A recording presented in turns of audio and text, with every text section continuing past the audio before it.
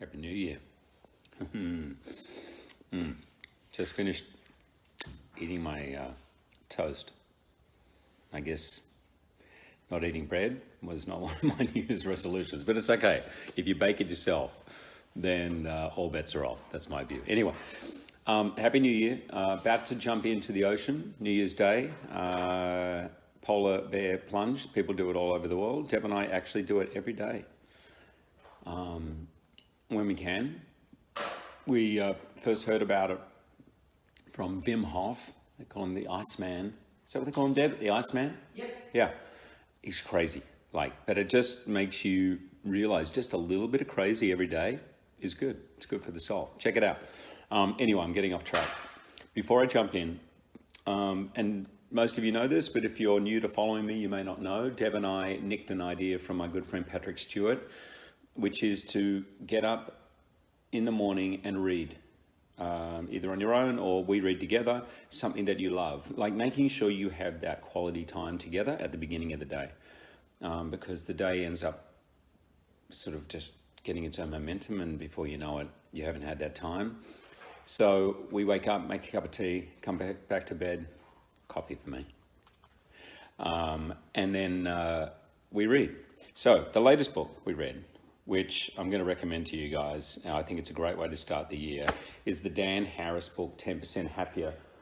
You guys probably know Dan Harris. He's an anchor on ABC. He became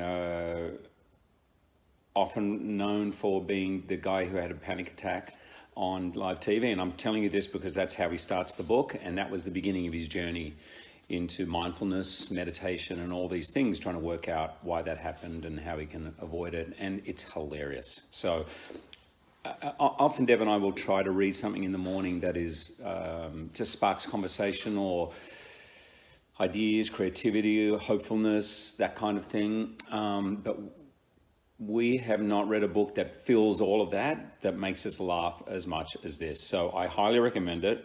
Very, very funny guy, and really, really helpful and useful and practical.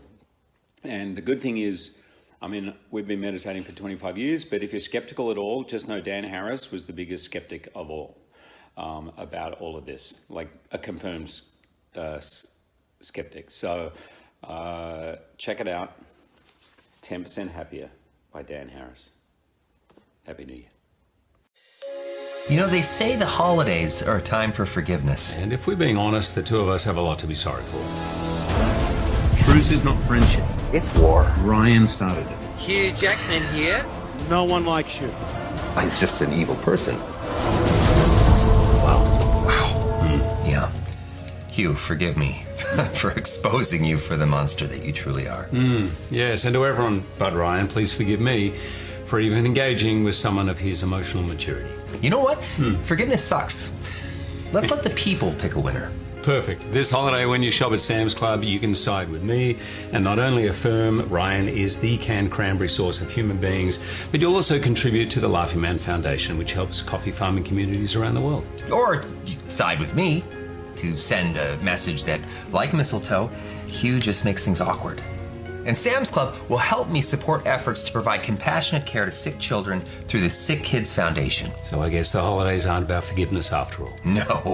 No, as always, it's an emotional brawl with friends, loved ones, also hated ones. Right, yeah. Visit samsclub.com, The Feud.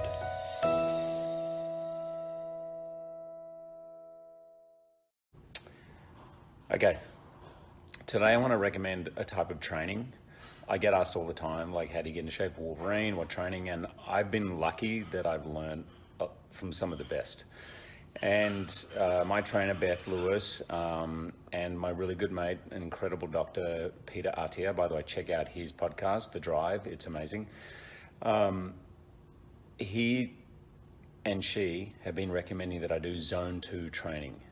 Zone 2 training is, for me, my heart rate's like 130. It's kind of like a jog where you can chat at the same time. It's whatever exercise, it's not a slog, you're not killing yourself. And doing that 2 or 3 times a week for like 45 minutes, going for a vigorous walk, a light jog, makes all the difference to your health, your longevity. And I tell you, I've been doing it for a while now, and I just feel a lot better, sleeping a lot better. Check it out, Zone 2. Zone 2. Hey guys, at home, at the piano, and just thought I'd sing a little song. This is it's a beautiful song written for the musical Dear Evan Hansen by my mates Justin and Benj, who also wrote the music for Greatest Showman, by the way. I think the words are pertinent for now, and always actually. Have you ever felt like nobody was there? Have you ever felt forgotten in the middle of nowhere? Have you ever felt like you could disappear? Like you could fall and no one would hear? Well,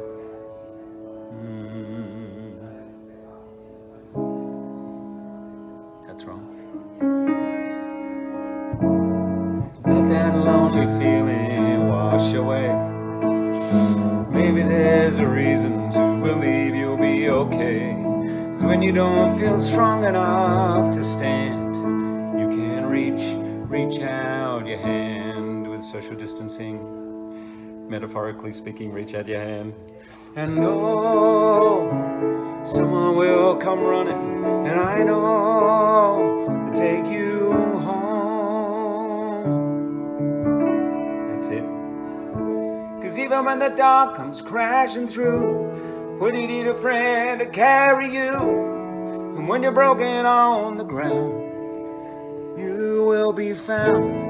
Let the sun come streaming in, you reach up and you rise again. If you only look around, you will be found. You will be found. You will be found. You will be found.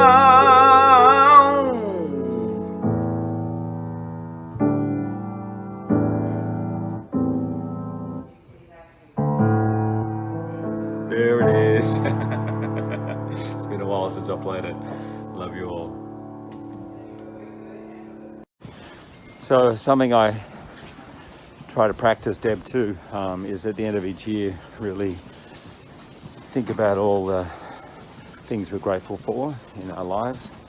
And as 2020 comes to a close, and I don't think any of us would be sorry to see that happening, I just feel incredible gratitude to all the essential workers. Honestly, you guys, men, women, across so many areas have just been true heroes, and I and my whole family are so blessed and lucky that we've been able to rely on all of you doing your job so brilliantly in order to keep us safe. And just today's another example. There's people driving snow plows, there's people getting out there making the streets safe for us. I just want to say thank you to all of you. For the past 2 months, Ryan Reynolds and Hugh Jackman have brought their feud to Sam's Club for a good cause. The Laughing Man Foundation and Sick Kids Foundation. And it's finally time to announce the winner. Hey Hugh! Oh, hey, Kath. Hey, how's it going?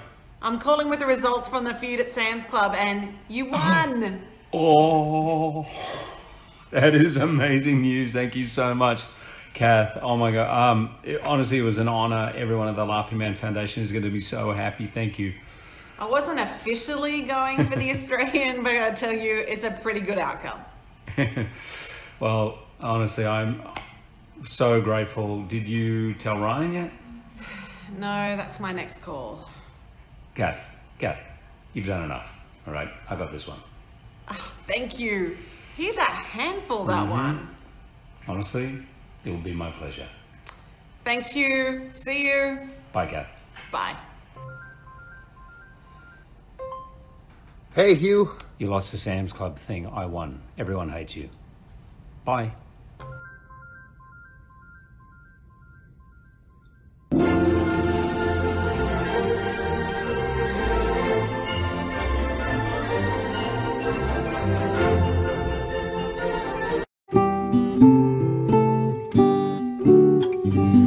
think it started with us. Well, it didn't. No. The Jackmans and Reynolds have been mortal enemies for as long as there have been Jackmans and Reynoldses. For generations, it's been a point of family honor to oppose each other. We start a gin company. And we start a coffee company. Together, we start a war. Because gin is for the weak. That's right, asshole. And coffee is for sleepy people. In fact, there's only one thing that we do agree on. Friends is a really pizza. good show. Well, for one day, and one day only, we've agreed to not disagree. And only a pandemic could make that happen. Yep, we've agreed to join the All-In Challenge. We've agreed to the All-In Challenge. We'll stop our feud for one day and help sell a different type of drink. Lemonade. At your child's lemonade stand. That's right. All to help fight food insecurity. Because no one deserves to go hungry. Just go to this So go to this URL. website. It's a URL. Nobody calls it a web... Sorry. We're doing this. Here we go, guys. We're doing this. Guy's such a